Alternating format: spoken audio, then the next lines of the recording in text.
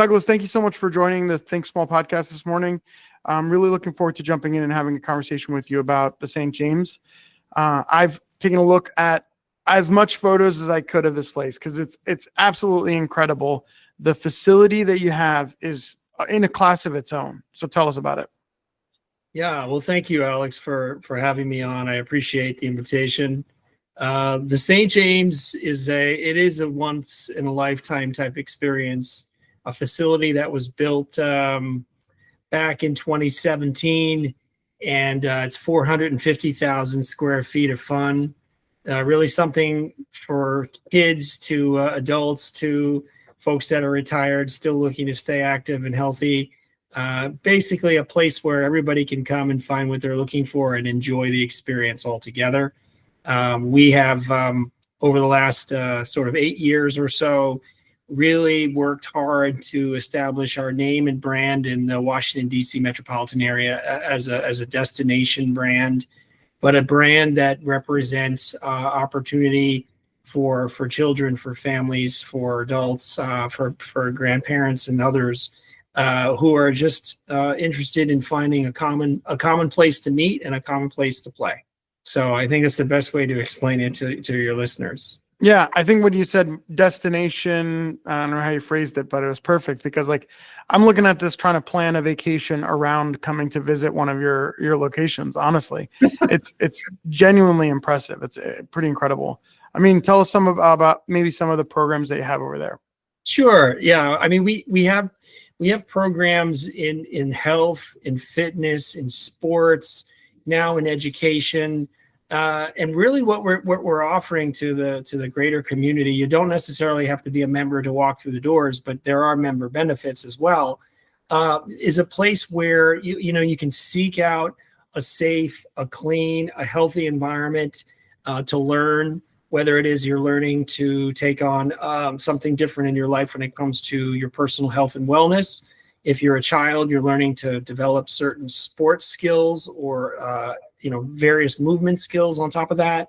And if you're a parent, you can do all of that and also seek out what you need for yourself while your kids are playing, or you're there on your own and your husband or partner is doing something with your kids. So we see all of the above, Alex. I mean, it's not just about the individual. It's about the family. And I think our experience is one that when you come into our doors, you walk inside, there's plenty of places for you to explore. There are guided professionals here who work with families to say, what is it that you're seeking and how can we help you achieve that? And then there's reasons to come back. So the retention of the customer for us is just as important as the acquisition. And I think, as we think about what people want, they want value in return for what they pay for. And they also want you to listen to them and be heard when certain things aren't going to expectation.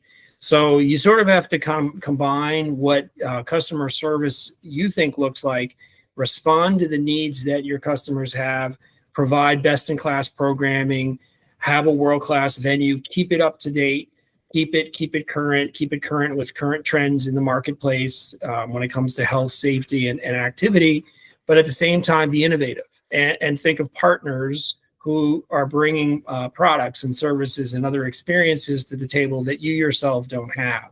And that's where we've gone in the last couple of years. I think we're going to continue to expand in that in some of the partnerships that we do have and others that we hope to unveil soon enough. But, the St. James is a destination in as much as it's a place where people come to experience life and to get the most out of it. So hopefully we'll have you and your family here soon enough as the guest. I guarantee it. I've got some friends and family down in North Carolina that would regularly make the transit down there. So I could see myself definitely making a pit stop for a day in Springfield, right? Virginia. Yeah, that's right. Yeah. We're just 20 minutes outside Washington, D.C. proper, right off of Interstate 395. So it's pretty easy to find, frankly. It's set in an industrial setting as a whole. So it's not like you're going to, a fancy mall area or anything along those lines. But when you walk through the doors, every detail has been considered as part of the architectural and flow plans.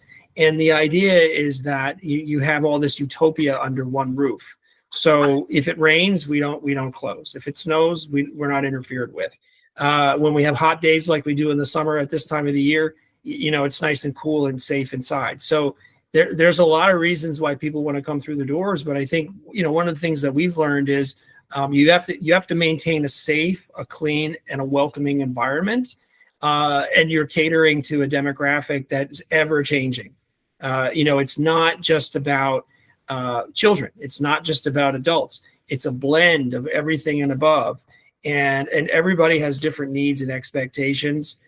There are people that walk through the doors that don't speak English as a first language. So you have to be able to respond and understand their needs. There are people that walk through the door that have different disability and or limitations. And you have to accommodate and do the best that you can to make sure that their experience is equal as well. And then there are, the sport enthusiasts and kids and parents who are absolute, going bananas over sport, right? You might have those kids yourself who just live and die by sport, and their whole afternoon and evening revolves around training schedules and competitions and, getting from point A to point B. But I think one of the value propositions that we've certainly come to offer and believe in is that we cut that all the way down to zero as much as possible, because you don't have to go from one place to the next, drop your child off, go to the other place, drop your child off. Then where do you go? Then you go back to pick the one up, and then you got to go pick the other up. And before you know it, you're probably frustrated, or you've had anxieties, and you don't come home with a happy mood or outlook on the rest of your day or evening. So that's all cut, because now people are in one place together. They can meet up.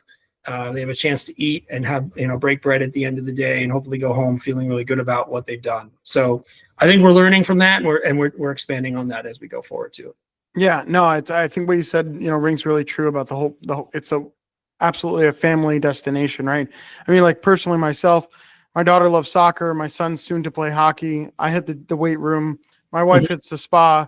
Like, it's take all my money, like really, for sure. Well, yeah, I mean, I would say that your family would fit right in, and is very typical of the families that we see here. The average age of kids that are coming through the doors to learn, to play, to compete, to develop, anywhere from 2 to 18. When we think about minors, and when we have young college athletes and those that have just completed college, and then you have, of course, your weekend warriors and those that continue to play and just trying to push it until the injury occurs. And now they're coming back to us for injury rehab and prevention of injury. So you get them all. And we also get the professional athletes on top of that, who are, the elite of the elite. So they're coming here to train and get ready for their next level of competition. But what's nice about that, Alex, is I will say that people make connections socially and personally.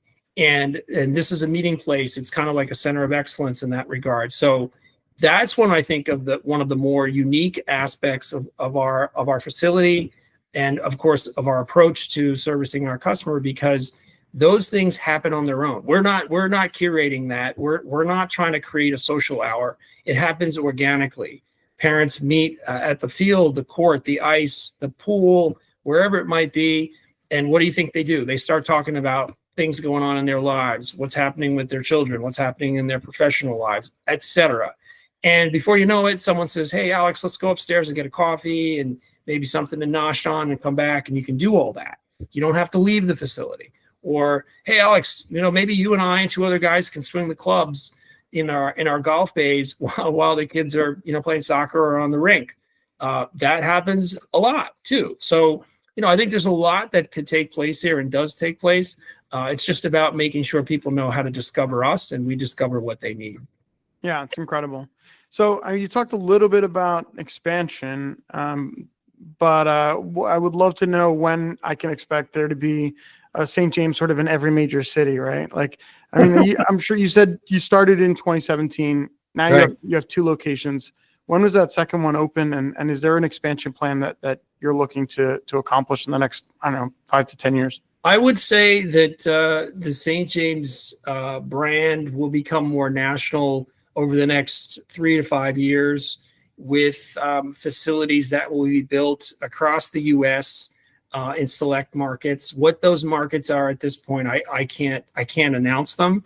But I will say that you will see us in both major metropolitan areas as well as in emerging metropolitan areas, because we have done our research and found that people who live outside of major metropolitan areas very much enjoy the slower pace, the quality of life, and maybe even the cleaner air, but they still want to have these types of facilities accessible to them and their children. So we're exploring that with the help of our investors and our partners. We have also, sort of looked at ways in which we can downsize our flagship into more of a performance club approach. And we built one in Bethesda, Maryland, which is a suburb of Washington, D.C. to the north and west of the city. And that has worked really well for us because that is essentially a place that caters to adults. Doesn't cater to children, doesn't cater to teens, adults 18 above who are looking for a high-touch fitness experience, maybe also looking for personal training, looking for some counseling when it comes to nutrition and diet and that type of thing. And that has been very successful for us because it competes with some of the other brands that are in the industry, but it also meets the needs of our customers who don't want to travel around the Beltway of Washington, D.C. down to Springfield, but rather stay close to Bethesda or Northwest Washington, D.C. and still get what they're looking for, be able to go in, get it done, and off to the rest of their day or evening. So I think you will see some facilities along those lines coming into the United States markets, like I said, within the next 3 to 5 years, hopefully sooner than that. Something that's kind of come up in my personal life is I've had a healthy year, right? Like it started in January and it's just been snowballing, right? And then I keep talking to people in my networks and my circles, and I'm like, yeah, I'm doing the same thing. I'm having like a really healthy year. I'm wondering if that's like nationwide, if you're finding that enrollments are up, like there's more people this year that enrolled or started with you guys, or am I just making that up? We might cut this out. I'm not sure. That's a really interesting question. I would say that the industry changed a lot when we returned to work following the pandemic. I think a lot of people decided that the risk was too great to be out in public, particularly in health clubs or in recreational facilities, just in general. And we can infer why. We can look at that a lot deeper. But as we went into phase 2 and phase 3, and then of course the vaccines came along and changed things for the better, did that change the consumer behavior when it comes to the health and fitness industries and the things that we do? Yes and no. I think some people were reticent to take that step back in terms of going to the health club again, because they felt like, well, I made the investment. I've got everything here at home. Why would I keep it? But then some people would say, well, I'm doing this by myself and I'm connected to somebody over a computer screen. That's different from being in proximity and socially connecting with people, being in people's company and being motivated by that. Some people are really motivated that way, and that's how they like to be pushed, when it comes to sport or other. So, yeah, I do think there's been a change. Can we say a measurable gain? Probably not. I would say, though, that what you do see is more of an interest in a blended environment, in an environment where you can take both. So you have the ability to choose as a member whether you want to consume these services and products online, virtually, or you want to do it in person, or a little bit of both. And I think that's where the industry has changed, just like it has in education, just like it is in business. I mean, you and I are talking today, and we're in 2 different regions of the United States, but we're still having a great conversation. I can still feel connected to you. But when it comes to actually physically doing things, the idea of doing it together, I think, is sometimes a little bit more communal, and it has a longer term effect in terms of relationships and how you build relationships. And that there's something to be said about that, because you build more trust with someone. I think when you get to see them and shake hands with them, break bread with them, have a coffee with them, than if, I'm constantly checking in with you over a Zoom call or a Google Meet like this, and we never get a chance to meet. I think that's a tough thing, but hopefully over the next year or two, we'll see more uptick in folks that are being part of our community and deciding to join it. I wish I could predict that, but I don't have that magic ball, unfortunately. No, I think you're spot on though. When it comes to almost like time away from COVID, right?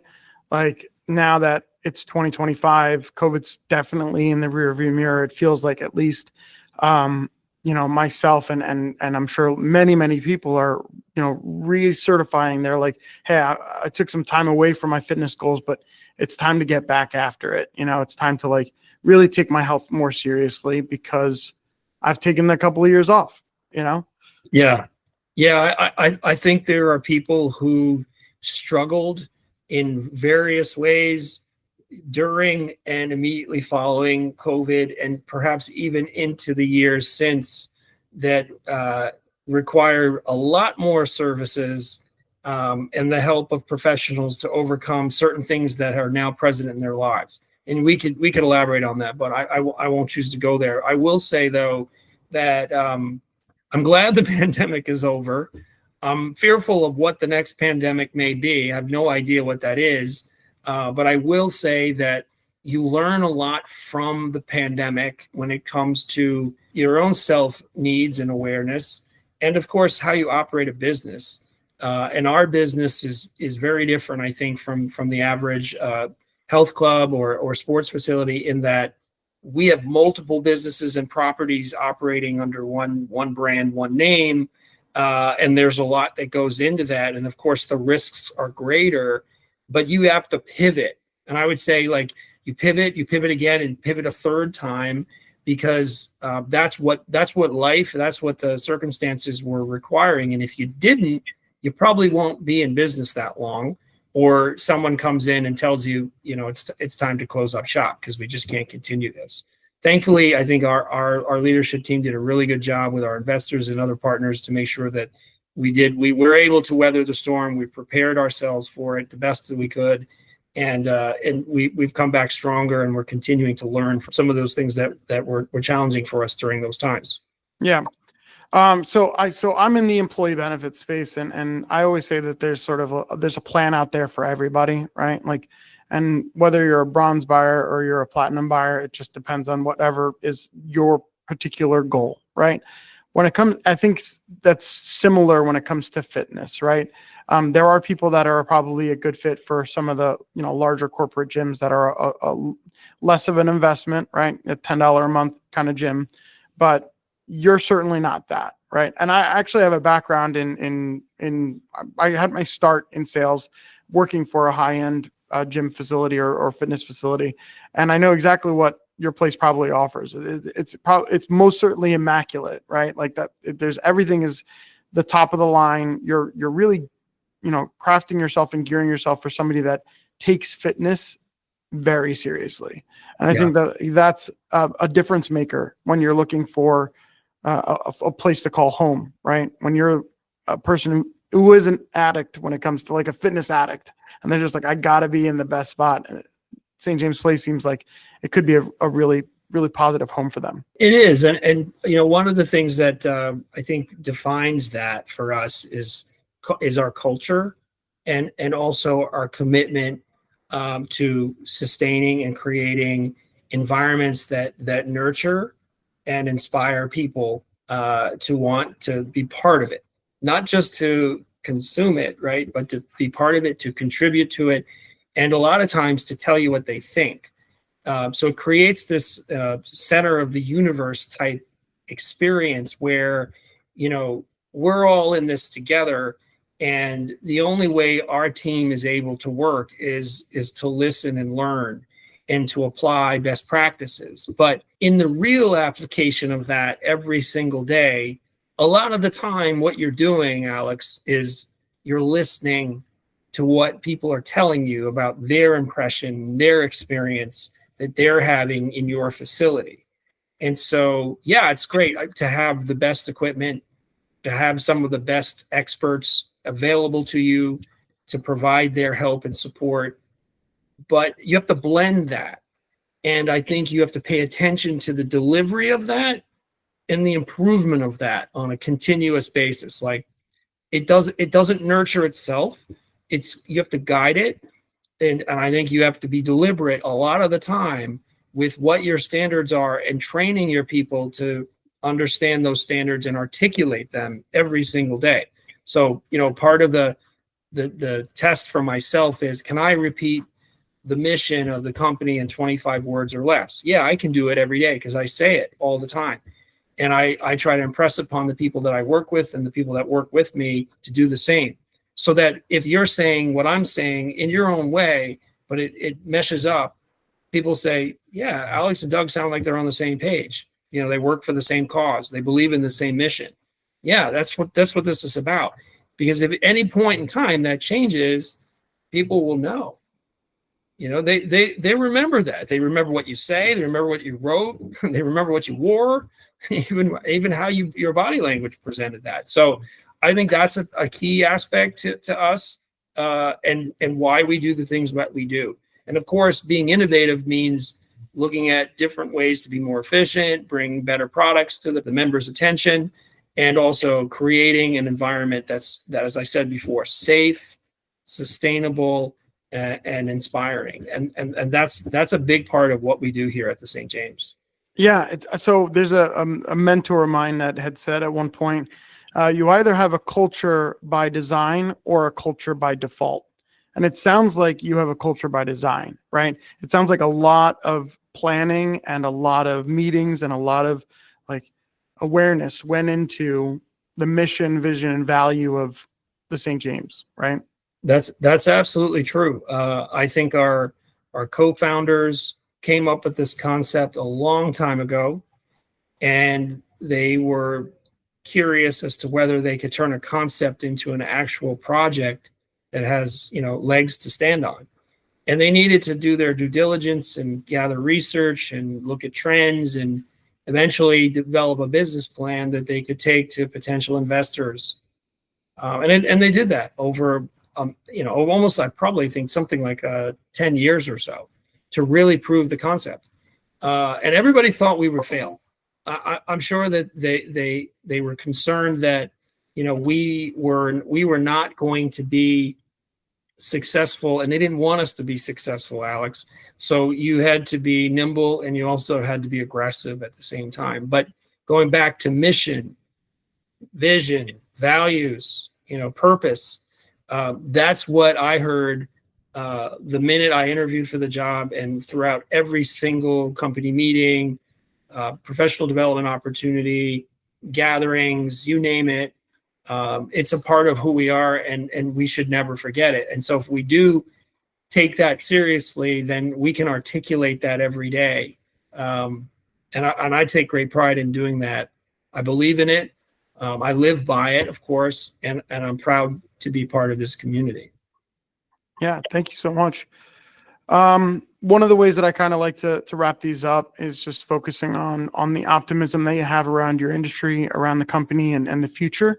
So I want you to share maybe some of the near-term plans that St. James has, and talk to us about, like I said, maybe the next 5 years and why you feel optimistic about it. Sure. Great question. I'm very optimistic about our forward growth and trajectory in the blended learning and educational model that we've put into the market. It's called the St. James Performance Academy. It's a very innovative college preparatory educational experience for middle school, high school, and postgraduate student athletes that are seeking a place where they can learn, develop, and compete in a non-traditional school setting that prepares them for the rigors of college and perhaps professional sport careers. We are growing leaps and bounds. In year one, which just ended in May, we had just over 30 full-time students. Going into year two, which starts next week, we have over 200 student athletes full-time. So we've worked really, really hard on what the model can achieve, what sports we needed to add to it, what types of leaders we needed to bring to the table, both on the educational side and the athletic side.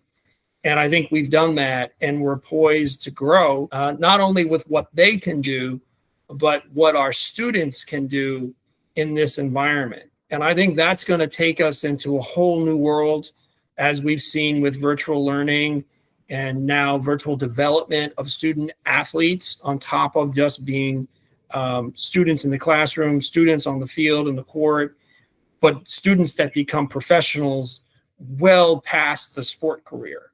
Those are measurable gains and outcomes that we're seeking, and hopefully we'll be able to build these types of academies in other cities, wherever new facilities that we put in place open to the public.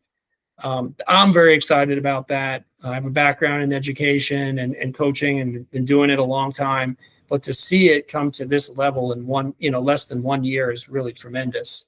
So that's something I'm excited about. I would also say that one of the other areas that I'm excited about is how we're crafting partnerships, public and private, that meet the needs of our members and open up the door to new members who may have not heard or seen the St. James before in a positive way. And those are everything from, working with major brands that are in the healthcare industry, that are doing things within science and technology, or even in the federal sector with the United States military community that's so close to us here in the DC area. Those are just some of the possibilities. But on the professional sports side, we're working with just about every pro sports team that's in the greater DC area. And for them, I think it's, there's two aspects to it. One is fan development, right? Is developing your fan base and going further and further. And then two is making sure that you serve the community and do things that are meaningful to people that live in the community that may not necessarily have the means to be a fan, but they may become more connected to what you do and have an affinity for that. And so creating partnerships that derive value for them and for us, that's kind of cool, because, everybody wants to say they met so-and-so, who's ever that person might be, famous athlete or, politician or the actor, actress, you name it, right? We all can think of those. But they're human beings just like you and me. And when they have a chance, I think, to be human without being superhuman as we see them on TV or, in other ways, that gives you a chance for people to connect. And the power of human connection is greater than any power I know of. Maybe close to, Mother Nature, right? Because she's a lot stronger than you and me are. But I think that's kind of inspiring, because now you're going into territories and you're able to cross collaborate in ways that maybe you didn't think of when you first opened your doors, or now you're thinking, okay, what is the next 10 years going to look like, and how do we do those things? Try to keep the value high, bring the cost down, provide more access to people, make more personal connections, things of that nature, and service your community. And to me, that's what it's all about. Thank you for sharing about the facility and about what you guys have going on over there. If people wanted to find the St. James, they want to get in touch with you, they want to enroll their kids, they want to join the club, how do they find you? Sure. Well, I would say people can find us on just about every social media platform there is. Instagram, X, Facebook, we're there. It's not hard to find. You just search the St. James. And when I say Saint, I don't mean spell it out as in SAINT, but the ST James. Just put in VA, and I'm sure you'll see us pop up. The name and the brand will pop up. So you can find us on social. You can also find us on the web, thestjames.com. We're there. Very robust website, explains who we are, what we do, where we work, the people that we have, et cetera, et cetera.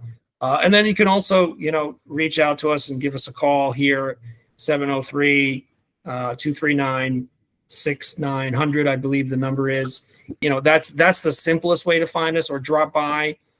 Just Google us and you'll find us on the map, and just point your car in the direction. We're open pretty much every day from 5 a.m. to 11 p.m. So it's not difficult to drop in and take a tour of the facility and see what's going on.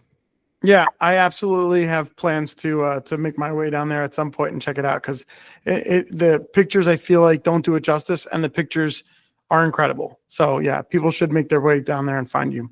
Yeah, well, listen, the best way to see it is to come into the campus, and you don't have to come on a tour to do that. It's open to the public.